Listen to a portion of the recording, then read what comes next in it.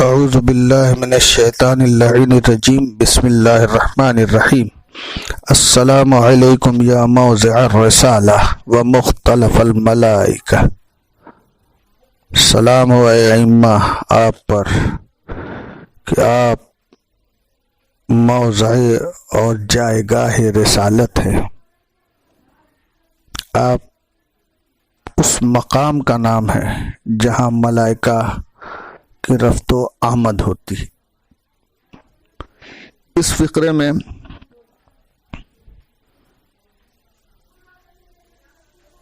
مولا نے ائمہ معصومین کے دو الگ الگ صفات بیان فرمائے ہیں۔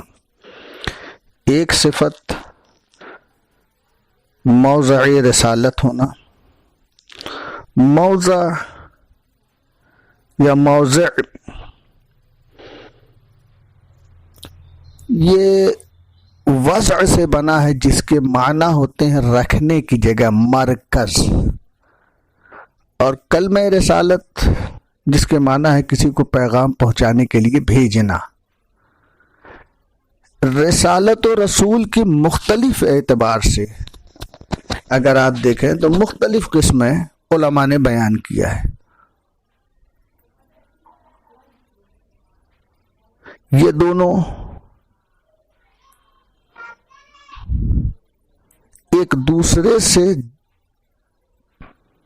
بہت ہی قریب بھی ہے اور ایک دوسرے سے جدا بھی ہیں۔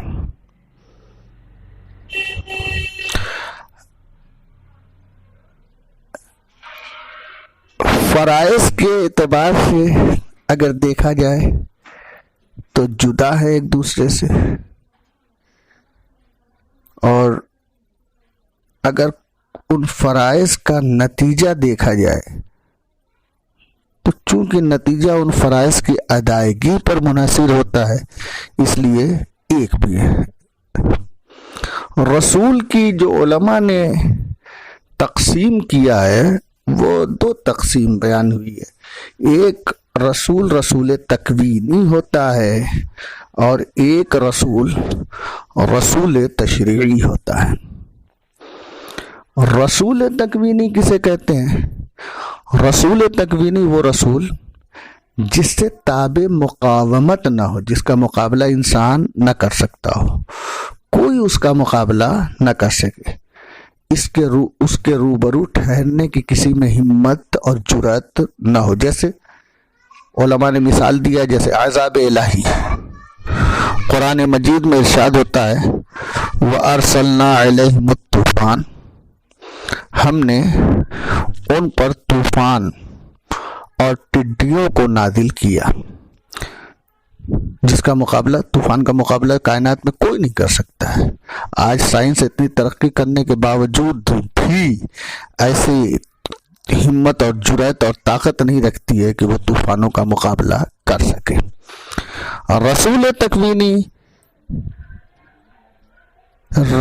تکوینی کی قدرت اور توانائی کچھ اس طرح ہوتی ہے کہ وہ بہرحال جس چیز پر مامور ہے اس کو انجام دے گا، لاکھ رکاوٹیں آئیں، ہزار جتن کرے دشمن روکنے کی، مگر یہ اپنی ماموریت کو انجام دیں گے ہی۔ کوئی رکاوٹ، کوئی زحمت انہیں روک نہیں سکتی ہے۔ رسول تکوینی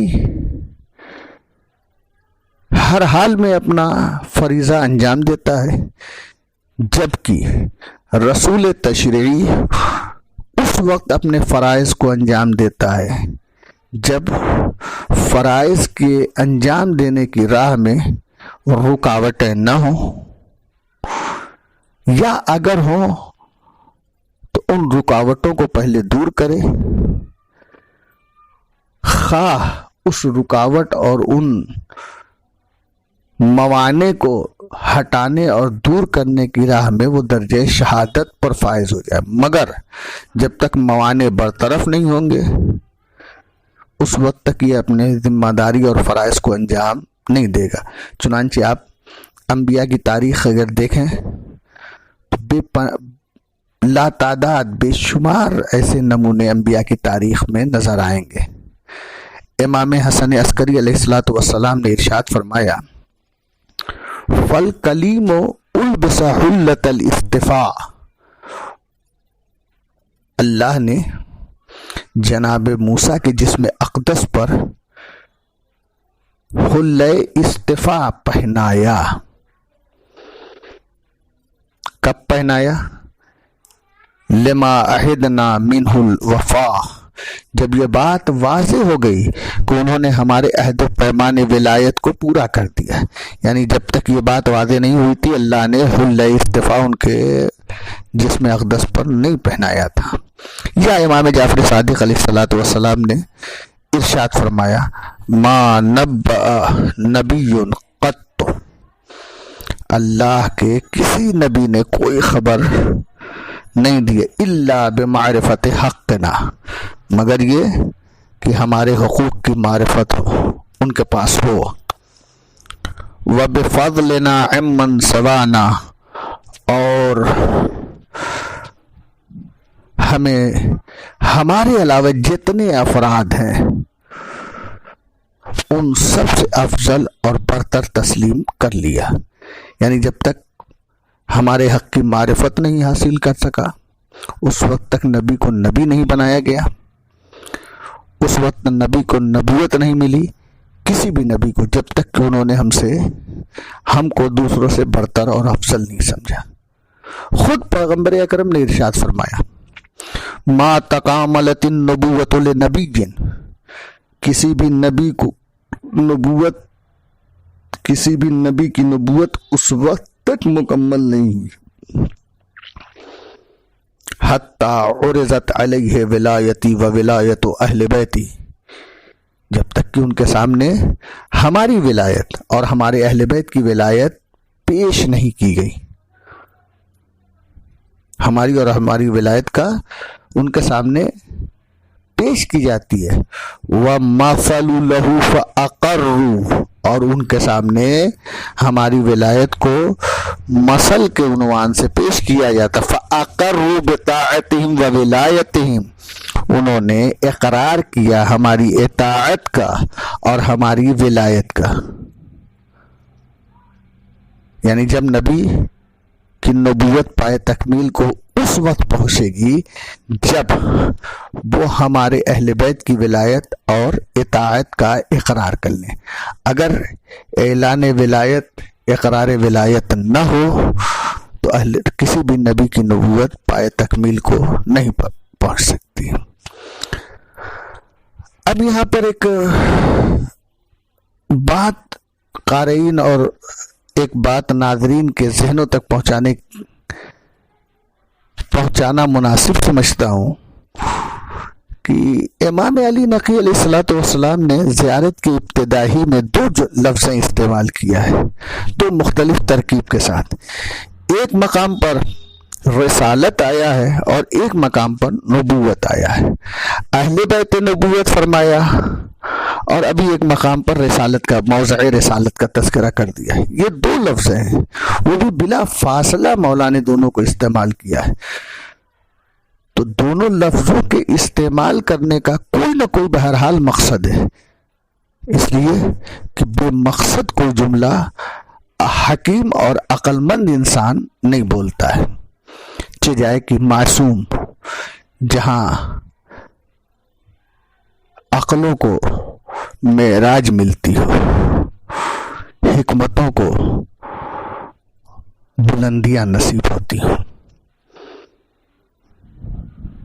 لہذا دونوں لفظوں کا، رسالت اور نبوت کا باہمی فرق ہمیں سمجھنا چاہیے۔ اس سلسلے میں مفسرین قرآن نے مختلف معنی بیان کیے ہیں، مگر ایک معنی جو علامہ فخر الدین رازی نے بیان کیا ہے، اپنی تفسیر میں لکھا ہے کہ رسول اس شخص کو کہتے ہیں جس پر فرشتے وہی آشکارا نازل ہو کر تبلیغ و دعوت کا حکم دیتا ہے۔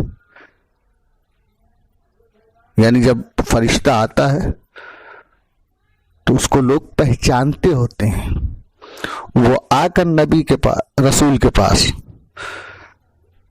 تبلیغ اور دعوت کا حکم دیتا ہے، جبکہ نبی اپنی رسالت کو خواب میں دیکھتا ہے، یا کوئی اور رسول اس کو خبر دیتا ہے اس کی رسالت اور نبوت کی.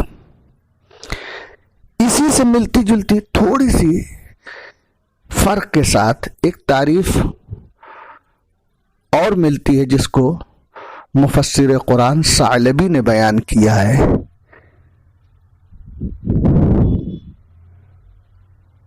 اس کے علاوہ بھی بہت سی وضاحتیں کتب تفاسیر میں ملتی ہیں، مگر ان تمام تفسیری نظریات کو چھوڑتے ہوئے ہم ان مقدس ذوات کی بارگاہ میں حاضر ہونے کی کوشش کریں گے جنہیں وارثان قرآن کہا جاتا ہے، جو علوم ربانی کے ذمہ دار اور نگہبان ہیں. انہوں نے جو فرق بیان کیا وہ کائنات کی کوئی ذات بیان نہیں کر سکتی.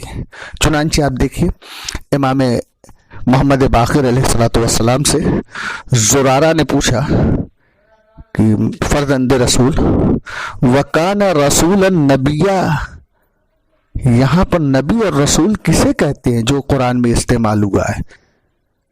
تو مولا نے فرمایا نبی وہ ہوتا ہے جو فرشتے وحی کو خواب میں دیکھتا ہے، اس کی آواز سنتا ہے، لیکن عالم بیداری میں اس کو نہیں دیکھ سکتا ہے.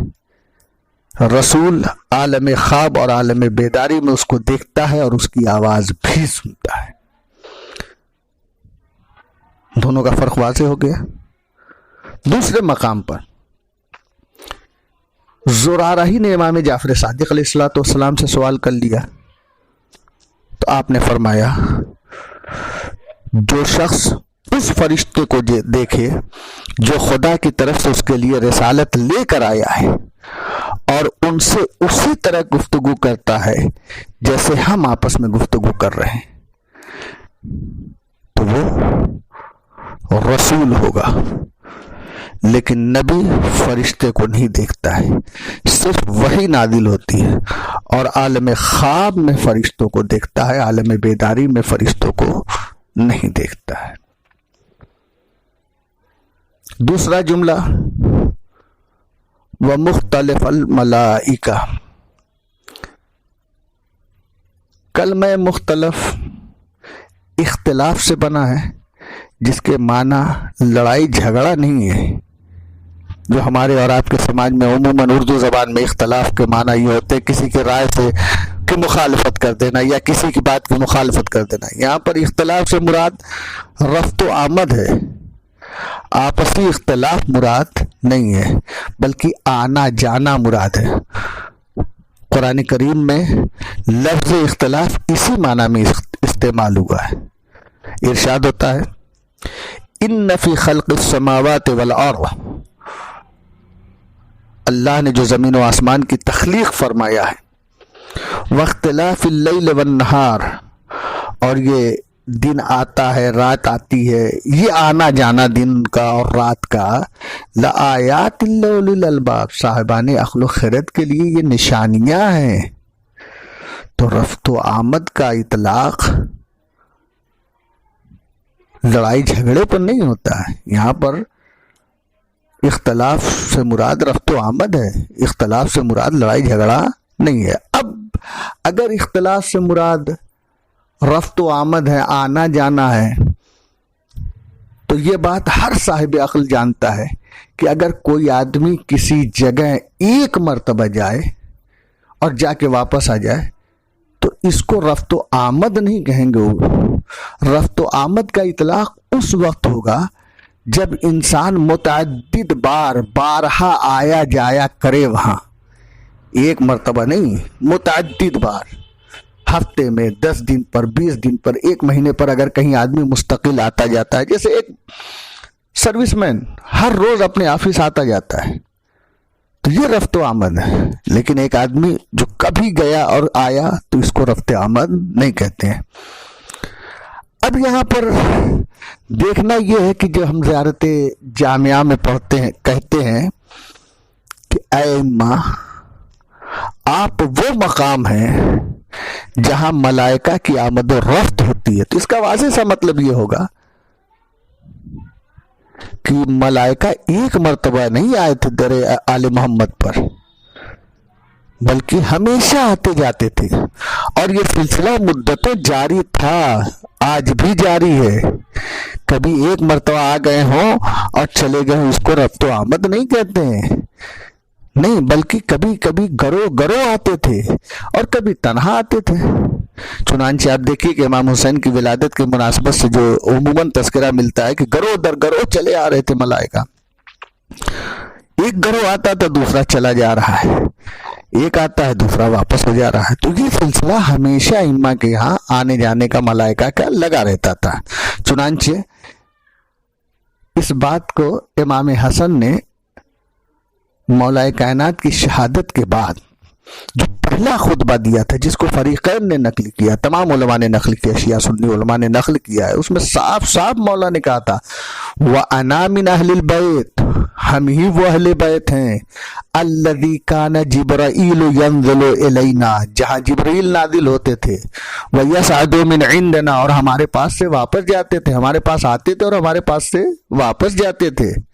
اور خود شہزادی کونین کے بارے میں جو آپ کا ایک نام محدثہ ہے، جب اس نام کی وجہ امام جعفر صادق علیہ السلام سے پوچھی گئی تو آپ نے فرمایا انما سمی فاطمہ، شہزادی فاطمہ زہرا سلام اللہ علیہ کو محدثہ اس لیے کہا جاتا لأن الملائکہ، اس لیے کہ ملائکہ تہبط من السماء، آسمان سے اترتے تھے، آتے تھے شہزادی زہرا کے پاس، فتنادیہا کما تنادی مریم، اور ویسے ہی بیٹھ کے گفتگو کرتے تھے جیسے جناب مریم سے گفتگو کرتے تھے۔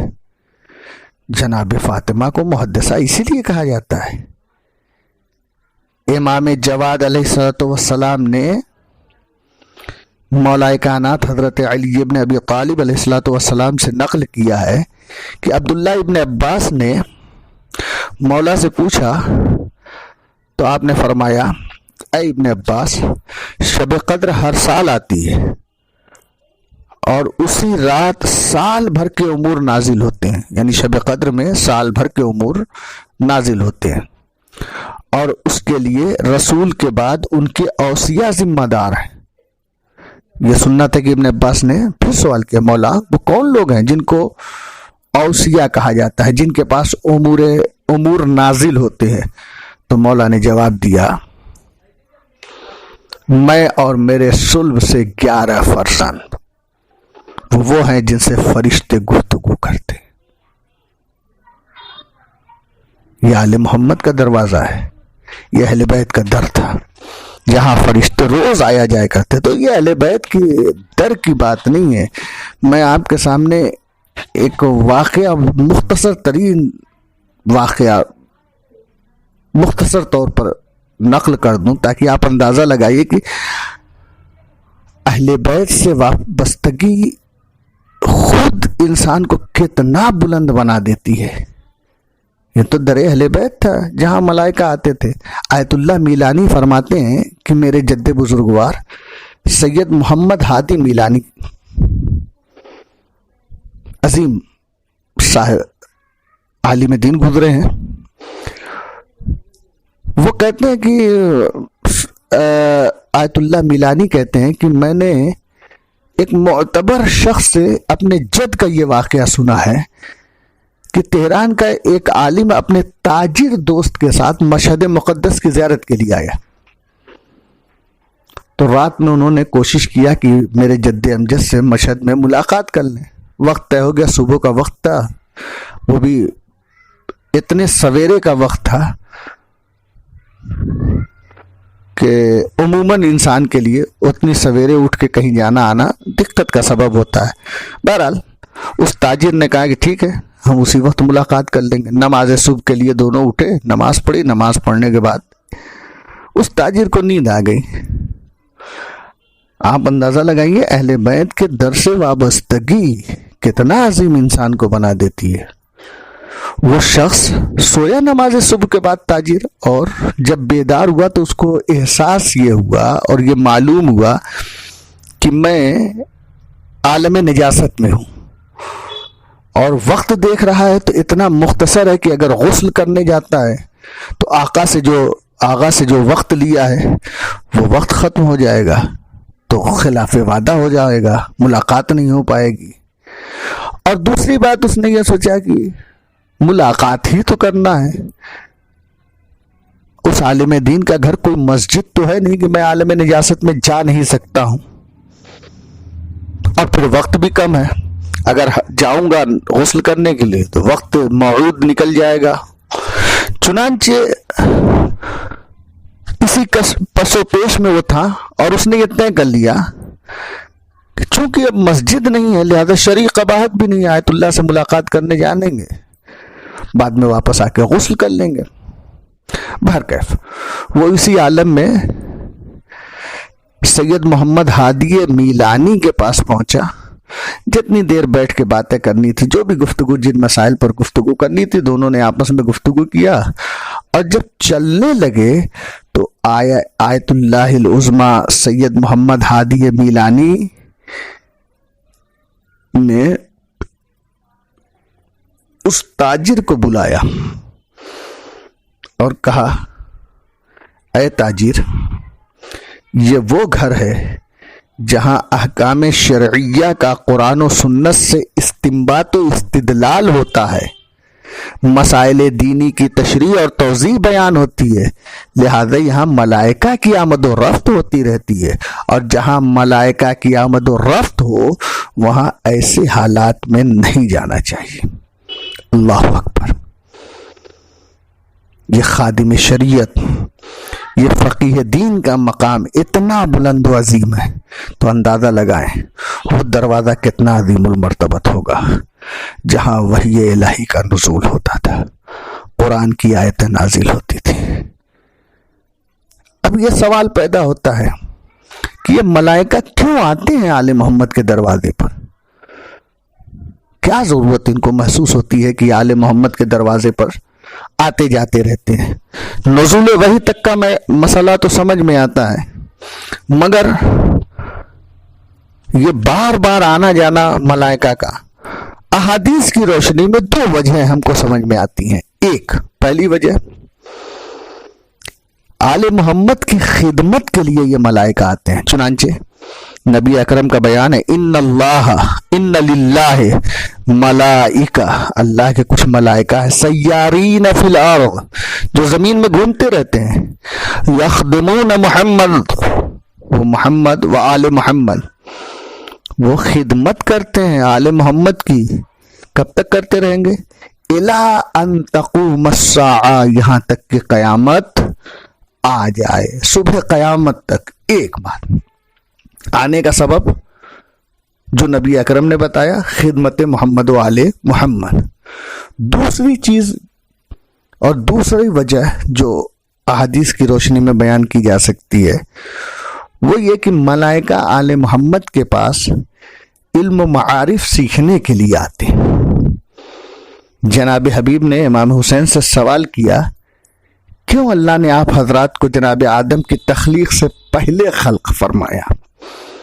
صاحب روضۃ المتقین نے یہ جملہ لکھا ہے اور یہ روایت نقل کیا ہے کہ جناب حبیب نے امام حسین سے سوال کیا کہ کیوں اللہ نے آپ حضرات کو جناب آدم کی تخلیق سے پہلے خلق فرمایا؟